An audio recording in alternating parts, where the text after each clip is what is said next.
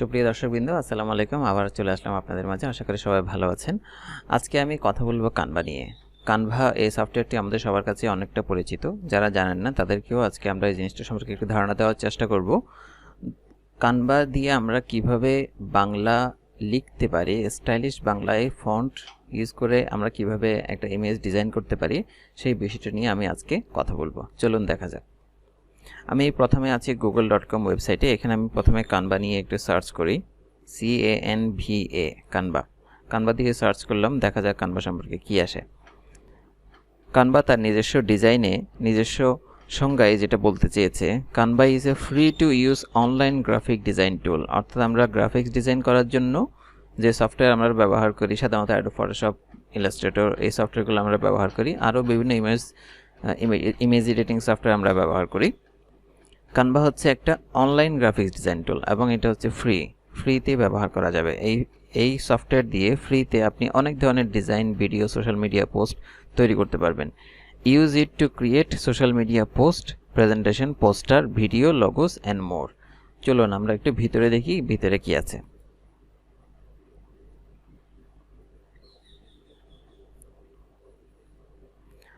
কানভার একটি বড়সড় সুবিধা হচ্ছে ওরা বিভিন্ন ধরনের টেমপ্লেট দিয়ে রেখেছে। দেখুন, আমরা যদি এই টেমপ্লেটের উপর ক্লিক করি, এই যেখানে সোশ্যাল মিডিয়ার বিভিন্ন পোস্ট করার জন্য template, personal template, business template, অর্থাৎ আগে থেকে রেডি করা কিছু ডিজাইন তারা দিয়ে রেখেছে। এই ডিজাইনগুলো আমরা ব্যবহার করেই আমরা কিন্তু কানভাতে বিভিন্ন ইমেজ বলেন, ভিডিও বলেন, আমরা এখান থেকে সেটা ডিজাইন করে নিতে পারি। তো আমি এখান থেকে যে কোনো একটা কিছু বেছে নিচ্ছি। মনে করুন যে ফেসবুক পোস্ট করার জন্য আমি একটি ইমেজ ডিজাইন করতে চাই। তাহলে ফেসবুক পোস্টের বিভিন্ন টেমপ্লেট ওদের এখানে দেওয়া আছে, আমি যে কোনো একটা চয়েস করে নেব।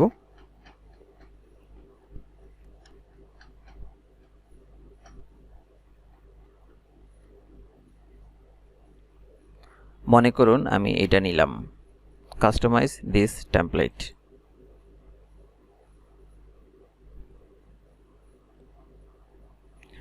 অনেকে আমরা সমস্যায় পড়ি যে বাংলা লিখতে গিয়ে, অর্থাৎ কানভাতে কিভাবে বাংলা লিখব এবং সেই বাংলাগুলোকে আবার কিভাবে স্টাইলিশ করব, এই সমস্যাটাতে আমরা সবাই পড়ি।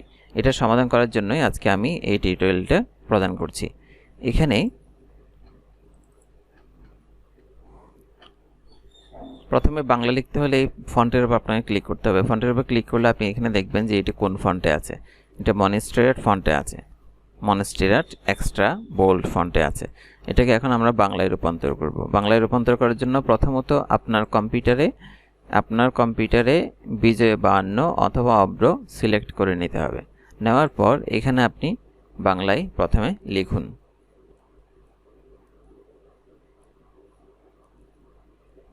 দেখুন, আমি এই বাংলাটা এখানে লিখলাম, এটা এভাবে করে হয়ে গেল।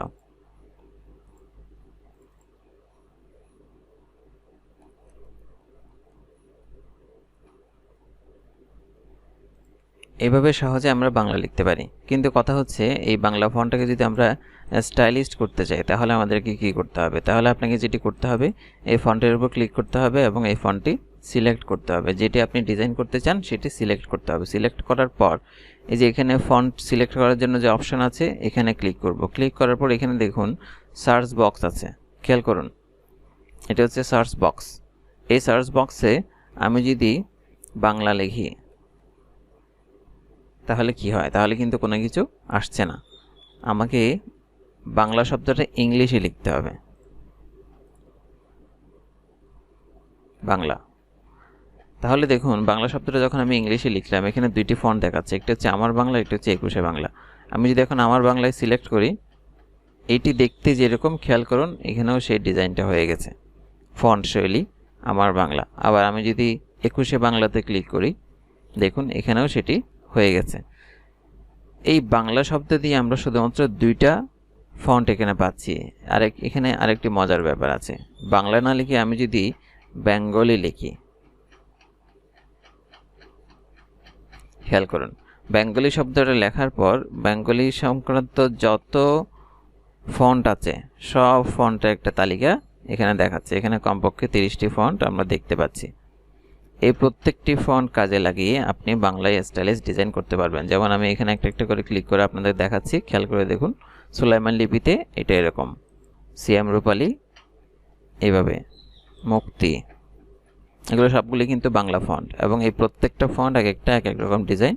আপনি আপনার নিজস্ব প্রয়োজনে যে কোনো ডিজাইনের ফন্ট ব্যবহার করতে পারবেন। বেন্নি, আত্মা মিডিয়াম, আত্মা লাইট, এরপর Atma bold, Noto serif Bengali, Noto sans Bengali, Noto sans Bengali light, Noto sans Bengali medium,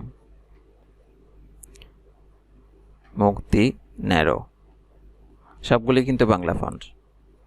নতো sans Bengali thin, বেনশেন হ্যান্ড রাইটিং।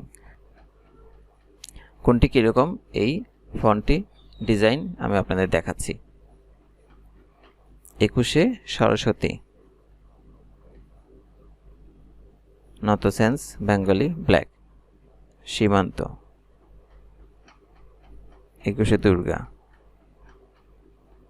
21 সুমন, আমার দেশ। তাহলে খেয়াল করুন এখানে অনেকগুলো ফন্ট, বাংলা ফন্ট কিন্তু আছে। আপনি এটা ব্যবহার করার জন্য একটা কাজই করতে হবে, ফন্ট সিলেক্ট করতে হবে। সিলেক্ট করার পর এখানে সার্চ বক্সে এসে বেঙ্গলি, BENGALI, বেঙ্গলি এই শব্দটা লিখতে হবে। লেখার পর আপনি এখানে আপনার ইচ্ছে মতো যে কোনো বাংলা ফন্ট ব্যবহার করতে পারবেন। বালুদা, 21 পূজা। এই ফন্টগুলো সিলেক্ট করার পরে এবার এগুলোকে যদি আপনি সাইজ করতে চান, বিভিন্ন ডিজাইন করতে চান, অর্থাৎ ছোট বড় করতে চান, তাহলে এখানে যে বার আছে এই বার দিয়ে আপনি এগুলোকে টেনে বড় ছোট বড় করতে পারেন। আমরা হায়ার করছি এটাকে, মনে করুন আমি ফন্ট বড় করতে চাই, তাহলে এই বড় করার জন্য এখানে ফন্ট বড় করার যে অপশনগুলো আছে সেটা আমরা ব্যবহার করব। আবার যদি মাঝখানে নিতে চাই মাঝখানে নিয়ে আসতে পারছি।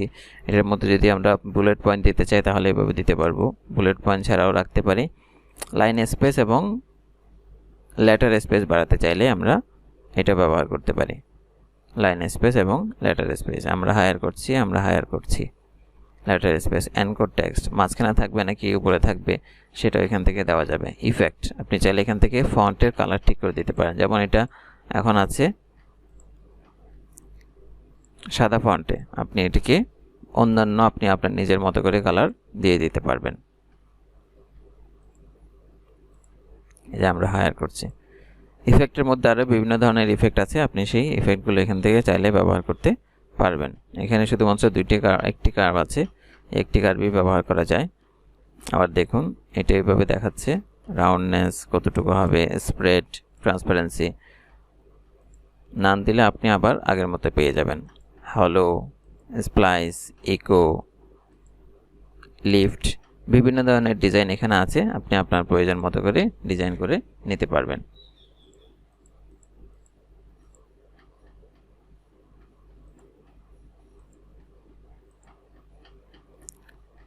তাহলে এই হচ্ছে বাংলায় কিভাবে আমরা একটা ডিজাইন করব, সেই ডিজাইনটা আমি আপনাদেরকে দেখালাম। বাংলায় সাধারণত এই সমস্যাটা অনেকেই পড়ে, সেজন্য আমি চিন্তা করেছি এইটা নিয়ে আমি একটা ভিডিও তৈরি করব এবং আশা করি আপনারা সবাই জিনিসটা শিখতে পেরেছেন। এবং এই ডিজাইন টুল কাজে লাগিয়ে আপনি আপনার ইচ্ছে মতো যে কোনো বিষয় নিয়ে আপনি কিন্তু ডিজাইন করতে পারবেন। তো ধন্যবাদ সবাইকে। পরবর্তী টিউটোরিয়াল আবার দেখা হবে সবার সাথে। সবাই সুস্থ থাকুন, ভালো থাকুন। ধন্যবাদ।